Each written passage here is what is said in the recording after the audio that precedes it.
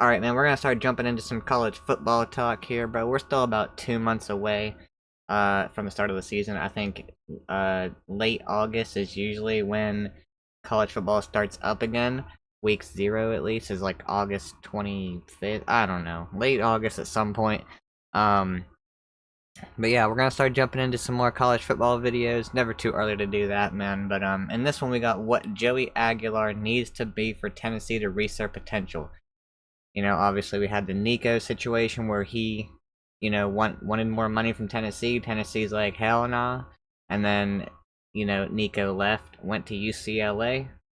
Interesting to see how that'll turn out, but it leaves a spot open for Tennessee in which it seems like Joey Aguilar is going to be the starter. It doesn't seem that there's a competition, I guess, though there was another player on Tennessee's team last year. I thought, he played a little bit, he got in a little bit at the end of games or whatever, but you know, I I don't know if there was a competition and Aguilar already won it or like what's going on. I haven't really been paying attention like that. I've only really been paying attention to LSU when it comes to the off season, but yeah, man, Tennessee fans. Before we even start this video, let me know in the comments down below what are your expectations for this season, and I'll ask you, okay, your expectations, and then I'll ask you what you think the floor and the ceiling for Tennessee's team is, this coming season, man. Let's get into this. Football sickos are dialed into the fact that Tennessee's going to have a new quarterback next year. All right, Joey Aguilar. We've called him Joey A. He's from App State, Reason I believe. why, I think it sounds cool. Two, Joey Aguilar is hard for me to say fast when we're doing this show because I get excited and I talk kind of fast. So that's kind of how I feel about that. But I got to thinking, man, what are you going to ask of Joey Aguilar here in 2025? Because with different quarterbacks, it's the same system under Josh Heupel, but is it not going to maybe look a touch different? Will there not be some different things you ask of him than a Nico Iamaleava? Because good quarterbacks, I'll rephrase that, good coordinators, good play callers, they call their offense differently for different quarterbacks. Like they play to their skill set. And we've seen Josh Heupel do that for a number of different guys, like from Hendon Hooker to Joe Milton to Nico Iamaleava. He called the system he's adapted. And so I think that's the first thought around this is like, what are you going to ask of Joey Aguilar? If I'm Josh Heupel, I'm going to ask him to be Joey Aguilar. Like, don't come out here and try to be Joe Milton, to be Hendon Hooker. Like, go do what you do. Go do what got you to this spot. Absolutely. Which is you pull the trigger, you let it rip, brother. Like, you play. Yeah, I mean, Tennessee's offense is, I would say, pretty quarterback friendly. If you look at last year's offense, everything was, and I've said this so many times, how much I liked it. I like the design of their offense, how everything is so spread out. The receivers are so far out wide, man, and it helps out the running game. And if you have a running game like they had last year, that's only going to make things easier for Aguilar. But yeah, like when you put receivers way out wide, like Tennessee did last year, it just it makes it a lot harder for defenses to cover that. And there's just a lot more of the field to work with. And yeah, I don't know. I just think Heupel does a very good job of adapting. He mentioned, he already did it for Hooker, he did it for Milton, he did it for Nico. Different style of quarterbacks. Obviously, Nico is more of a dual threat. Milton's just like, I'm gonna launch this thing 95 yards. So, and it's gonna be a missile. So just very different quarterbacks, and he adapts to the style of the quarterback, which is with amazing. A reckless abandon that maybe we have to rein in a little bit. Want to cut down on those INTs for sure.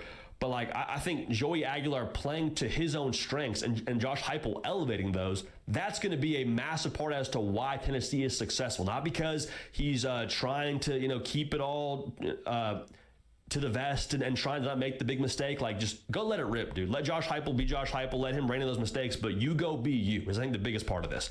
Now, what's going to make him successful, though, is what happens upstairs for him, like the processing of it all. Tennessee, they go a mile a minute when it comes to how they operate offensively. They go NASCAR fast. It's not an overly complex system, I don't believe, to execute. It's a complex system when you're going a play every 20 seconds. That's the big task for Joey Aguilar. And Caden Smith, producer Hardcount, said it multiple times here.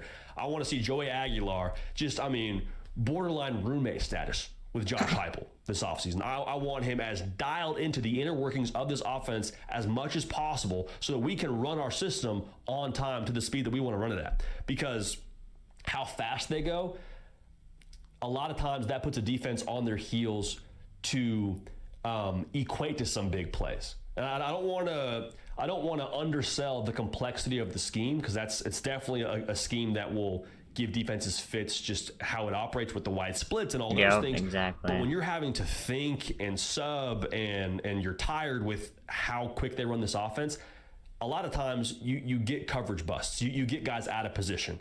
And so the thing that I'm asking of Joey Aguilar, in addition to just be yourself and process quickly, let's be consistent, man. Like, there were so many times last year where guys were schemed open via Josh Heupel. Now, receiver room, not off the hook. You're not off the hook if you're a receiver. You still got to win your matchups. We need more of that than we did last year. But there were a lot of times where guys were schemed open from Josh Heupel, where Iamaliava was just missing on some of those dudes. Like, it's just the fact. He was a little bit rough in that category at some point. Like NFL at times. we're asking here of Joey Aguilar in this spot.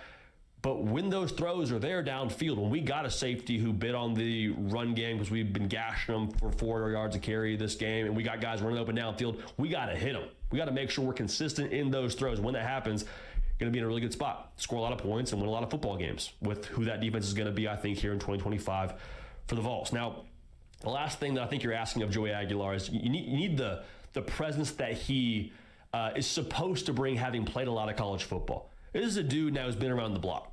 Played a lot at App State, was at JUCO before that. Heck, did a spring in Los Angeles, which there are worse places to do a spring at than UCLA. You lost some leaders last year for Tennessee. No more Cooper Mays, no more Dylan Sampson. It's not me saying there's not leadership already in that locker room, but when your quarterback is a leader and when your quarterback's not a leader, there's two very different feels within a football team. I've been a part of both. And I'd much rather be in the locker room where I can look to my quarterback who's touching the football every single play and feel confident knowing, hey, that dude, I trust him. He does the right things. He's always on time with what he's supposed to be doing. He's always just on his P's and Q's. And he's also a vocal leader is another part of this I'd love to see from Joey Aguilar. So just the overall presence to kind of step. Which it's going to be difficult for him, I'd say. Maybe a little bit difficult for him being a transfer from App State to come in and, take control of the locker room. I have no doubt he would have good chemistry with the teammates, with everyone on the offense. Just building that chemistry, have good relationships with everyone. It's one thing to have that. It's another thing to be a vocal leader and just be a leader in general on a team as a transfer. It takes effort, and it takes building that trust, man, which, he could do it. I think there's going to be some rough spots for him at the start of conference play. I don't know who Tennessee plays in the non-conference, but I think he'll do well against the lower level competition.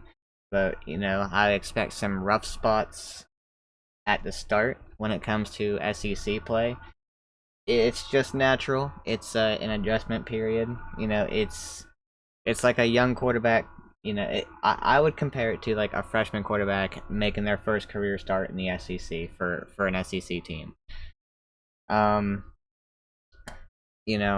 would just expect those same kind of struggles, adjusting to, because he played at App State. The conference they play in and the SEC is vastly different, bro. More physical, more speed, and that's going to take an adjustment period. It's going to be a literal step up for him, and it'll take adjustment. It'll take seeing that a few times, getting used to what's coming, having that speed and all that in the back of your head. I think it'll take some time, but I think towards the end of the season, I haven't watched a whole lot of him, but with Tennessee's offensive system and Josh Heupel, I have no doubt that he'll be a solid quarterback by the end of the season. Nico was interesting because last year I never really thought Nico was, I never really thought he was amazing. He had like a game or two where he played really good, but for the most part, like JD said, he missed some guys. He was a little bit hesitant at times as well. I don't know. There was a little bit of iffiness that I saw with Nico. I never really thought he played as from what am I trying to say? For a season as a whole, I thought he was okay. You know, if you look at the numbers, they're okay, and if you just look at the games that he was playing in, I think he was all right, dude. Which is, it's not bad. That was his first season fully starting. I think he would have taken a big step forward this year had he stayed at Tennessee. But for a first full year starting quarterback, I think he did fine. Just I think he did fine, man. But Aguilar, I would expect him to get better as the season goes along. Maybe starts off non-conference playing pretty well against lower level teams, struggling a little bit when it comes to the start of SEC play, but adjusting to it and just learning and getting better throughout. What Tennessee is offensively after you lost your starting quarterback from your college football playoff run a year ago. I think that's a massive, massive thing that cannot be overstated when it comes to what he needs to bring to the table. So, Joey Aguilar, excited to watch him here in 25. You're asking him to process quickly, be consistent, have some presence about himself, and then at the end of the day, man, just go be Joey A. Let it rip, be yourself, and I think the identity of the offense will follow and be pretty aggressive and be a lot of fun in that way. Yeah, the defense is going to be pretty solid for Tennessee. I do know that. I've been hearing a lot of good things about Tennessee's defense. So it's going to be good for Aguilar to be able to rely on that defense. You're not going to have to go score every single drive to keep yourself in the game. So that's a lot of pressure off your shoulders as well. If you're a quarterback and your defense is trash as hell, then you feel the pressure to go out and just score, score, score. He's not going to have to do that. He's not going to have to do that. The defense is going to have his back from what I'm hearing. So that's another thing going for him. If you can get a run game and you can get that defense working, you know, helping him out a little bit, that I think that's the big thing. I think Tennessee as a team needs to work on that.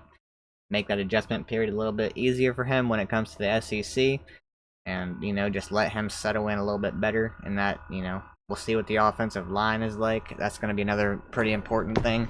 But yeah, man, Tennessee fans, let me know what y'all are thinking about this season, man. What are your predictions, like I asked at the beginning of the video? And yeah, man, I hope y'all enjoyed. If you please drop a like, hit that subscribe button. I'll catch y'all in the next one.